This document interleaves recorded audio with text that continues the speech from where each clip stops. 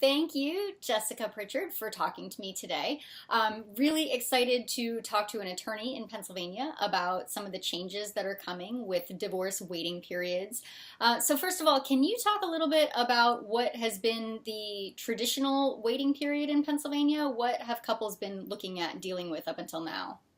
Sure, the way I would describe it to a new client is there's two ways that you can get divorced in Pennsylvania back in the day. One is if the two of you consent to being divorced, you could be divorced in as little as 90 days from the filing and service of the divorce complaint.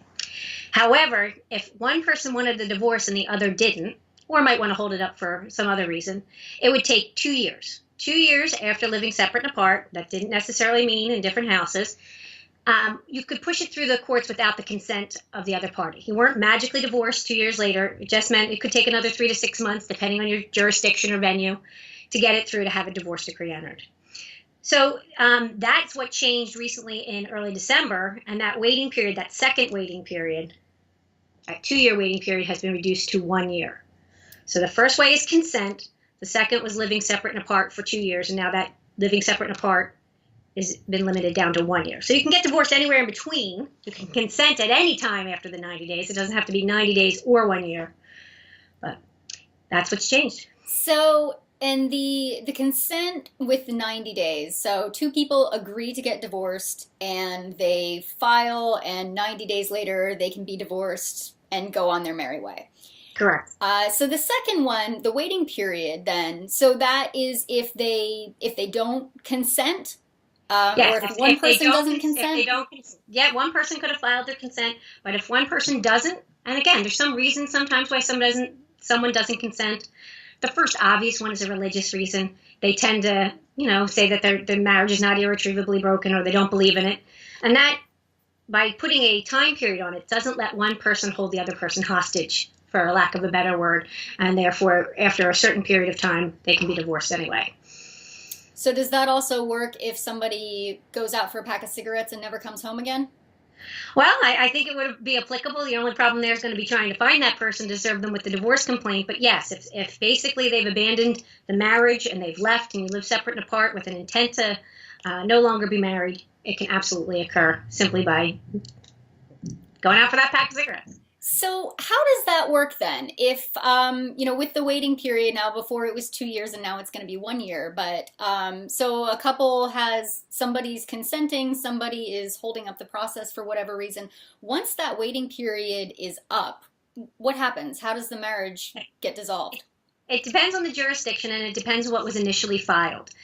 More specifically, if you file a divorce complaint without any other economic claims, for example, a division of assets or alimony, it simply would be a filing of a precipice to transmit the record saying I've lived separate and apart. An affidavit that says I've lived separate and apart for a year. You send it to the other side. They have 20 days to object.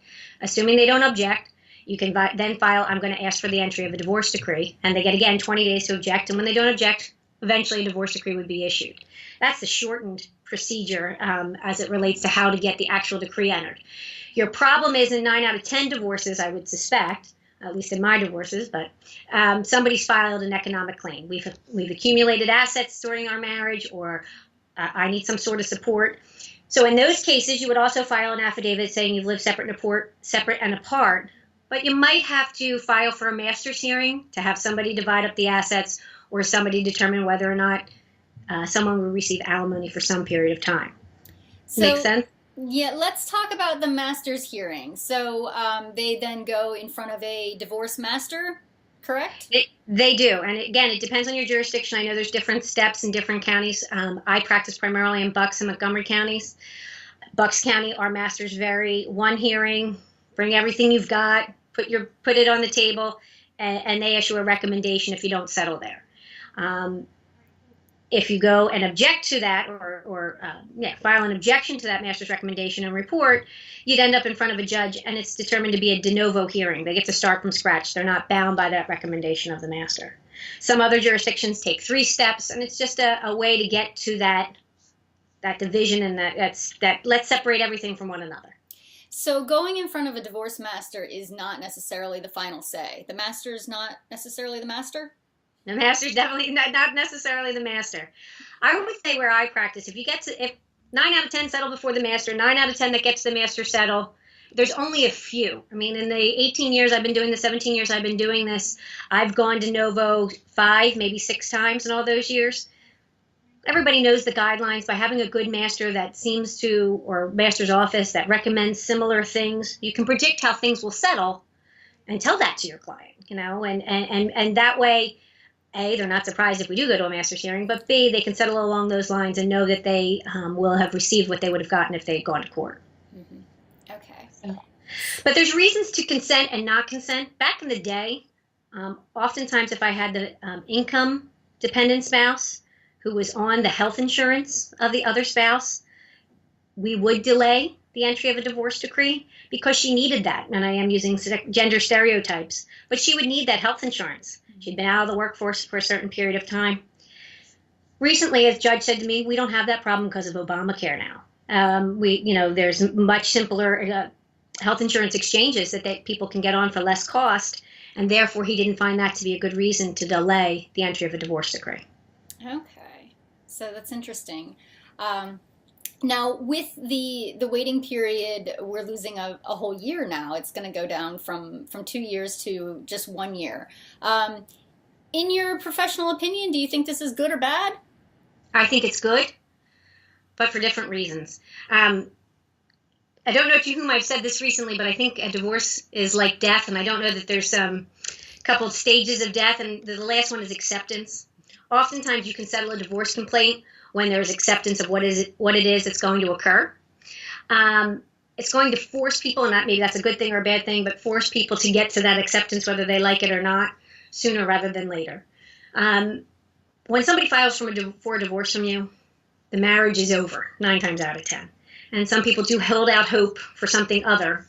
And it'll bring them to that point where the assets are going to be divided, whether they like it or not, sooner. And it doesn't keep people in flux. I think that influx and that not knowing is what keeps people constantly fighting or a state of agitation. Mm-hmm.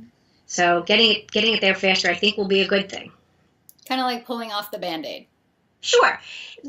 For example, if I was with a client wanting to move the divorce process more quickly, we would file things or do things to try and force the other side to come to the table, or realize that the delay was not helping them, file for discovery when we knew the woman really didn't have any assets, but just to bring her to the table, to force her to talk. And I think this 1 year is going to eliminate some of those interim things that we would do to try and push and force a settlement, and it'll be good for everybody involved. Sounds like it might save people a lot of money in the process, too.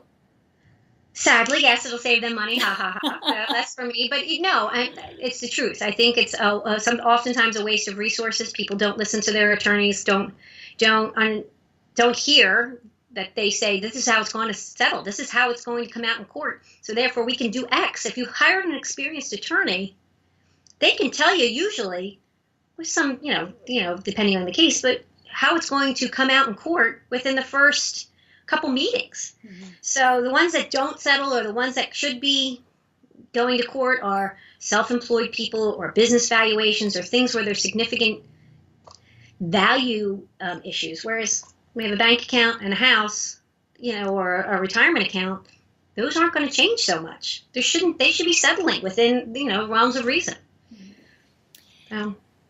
Do you think that this waiting period is going to change any chances for people who might want to reconcile? People go through the process and takes so long, then they end up getting back together. You think it's going to change? I don't know. I can't say that I've had many of those occur during my tenure here. Maybe 3 or 4 that have resolved in reconciliation, and maybe they stayed married but they didn't come back. To me, at the end, I don't know that that's going to change anything. I don't know how frequently that occurred, and I come back to, if somebody filed a divorce complaint. I'm not saying that is the determiner of whether your marriage is over or not, but the one that's holding out hope or saying that I don't think it's irretrievably broken. Well, that's, hate to tell you, but that's unlikely. It's extremely unlikely. I always have the same feeling, if once people get to the point where they're ready to file for divorce, it's not because somebody left a wet towel on the floor. This has been brewing for a long time. And a lot of times, the work has been done and this is the solution to the problem. So, well, that's the point of that 90-day waiting period. We don't want people filing hot-headedly for a divorce and being divorced 2 weeks later. That 90-day does give that cooling off, or at least that's the theory of it. People definitely hold their pain and their heat much longer than the 90 days, but that's the intention. Mm-hmm. And that makes perfect sense. Now, each state is a little bit different as far as the regulations for how long it takes to get a divorce. And I know you only practice in Pennsylvania, but do you know what's typical? Is Pennsylvania on the kind of cutting edge? Are we in the majority, minority? I think we're seeing a trend. We're definitely all moving towards shorter time periods. Clearly, the trend initially was moving from fault divorces now to the majority of the states having no fault divorces. So I think those trends of shorter periods will also continue to make it more accessible to people. And I don't know if that's a good thing or a bad thing for the country, but accessibility is really what they need to do when they need to get out of a marriage. Sounds very empowering. It can be if you want to be the one that leaves. Obviously, the more difficult cases are when I have the client who was left or is not the one who initiated the divorce or wants the divorce. It is much more difficult to get them to where they need to be to get it moving, if that makes sense. Sure. So let's talk very briefly here about fault divorces. And I know that back in the day, you had to have a fault divorce in a lot of states. You had to kind of prove wrongdoing. So that still happens now, even though all 50 states allow no fault divorce? You have an option in Pennsylvania to pursue a fault ground. I told you that you could, everybody could consent, or you could live separate and apart for a year now. Or there is an option of filing a fault grounds. I know in my county that I practice in, primarily Bucks County, we really don't want to have hearings on who did what to whom. More specifically, under the divorce code, if you file a consent, I consent to being divorced, the ability to have a hearing on fault grounds no longer occurs. They don't want to have them so badly that if you file a consent, they won't let you have the hearing. So back in the day, it was my understanding that there was a lot of collusion. Well, you and I want to get divorced, so we'll just say, it's irretrievably broken, or there's irreconcilable differences, or you cheated on me, just so we could have that grounds or that basis to move forward. And it eliminates that part of it. And I think that's good, having those no fault abilities to move forward. So with does the waiting period apply in a fault divorce? No, if you were to file for a fault grounds and then attempt to move it forward to have a hearing, to have the court say, yes, you have the grounds or the basis to move forward, you could do that relatively quickly. Okay. In my county, we tend to keep those hearings past that 90-day so that they can give the opportunity to file that consent and move forward. Hearing. I've had a hearing on whether a marriage is irretrievably broken, so it does still occur. Okay. Interesting. So I guess any kind of final thoughts here? I think it sounds like this is all a good thing. It sounds like this is going to help people to hopefully come to that acceptance a little bit faster. It's going to obviously change the strategy behind it. You said as far as bringing people to the table now, they have a little bit more incentive. So any kind of final thoughts or recommendations for people who are getting ready to embark on this process? Well, both you and I know that it's very difficult for people to come to that acceptance sometimes. And it's not necessarily going to be a great thing for those people that carry the torch. I mean, the reason divorce attorneys make money is the constant filings and custody cases. And even as we try to reason with people that it might not be the best interest of their kids to fight, less than it would be in their best interest for them to have one extra night with their dad, you're never going to get to that perfect place. So I think that 1 year will at least move the system, so they can't blame the system so much for the faults in their marriage or their relationship with their former spouse or former partner. So that's where I think it'll be a good thing. I think really, if you're going to undertake this, if you are the initiator, be prepared for somebody to come to that point. You have to come to that point. Mm-hmm. If you are the dumped, it's harder to be than the dumper. So I know it doesn't sound so eloquent, but that's the truth. The initiator tends to often be at that place of acceptance much more quickly than that other person. I think it'll be a good idea. I think one of the downsides is those typically women who've been out of the workforce for some period of time may be forced to get on their feet sooner than they would feel comfortable. But I think it's good in general that they get moving sooner rather than later. So I always encourage my clients to come in and should I get a job? I'll get less alimony. I said, yeah, you should get a job.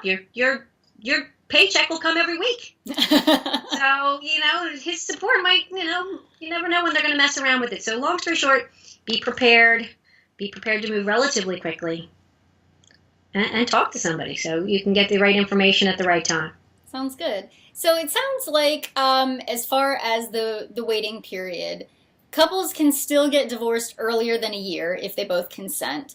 Or Correct. They could drag it out a little bit longer if they wanted to fight with the recommendations from the master and continue to negotiate down the road.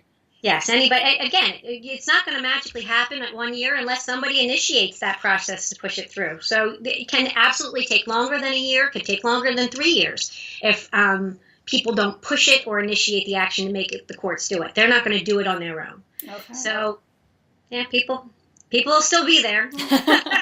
We'll still hear complaints that it took so long to get divorced. But you know how it is. I think business valuations are a specific example. Mm-hmm. They'll take longer. They don't have to, but oftentimes the volume of documents required, it becomes an issue. So it can go a little bit longer, but for the vast majority of people who are looking to kind of get this over with and they don't have a lot of complications in the process, this 2 year to 1 year waiting period is going to be a benefit for them. Absolutely. I believe so completely. All right. Well, thank you so much, Jessica. Can you just briefly kind of talk about if anybody wants to find you and get some advice from you? Certainly. Jessica Pritchard. I'm practice primarily in Doylestown, Pennsylvania, Bucks County. I also practice over in Montgomery County. I am at the law firm of Untitled, Maslow, and McMinn. I can be reached via email at jpritchard, that's P as in Paul, RITCHARD as in dog, at ammlaw.com. So you can find us. I can be found on Google as well, AVO, and Martindale Hubble. All right. Thanks so much, Jessica. Have a wonderful day. Have a good New Year's. Talk to you soon. You too. Bye-bye.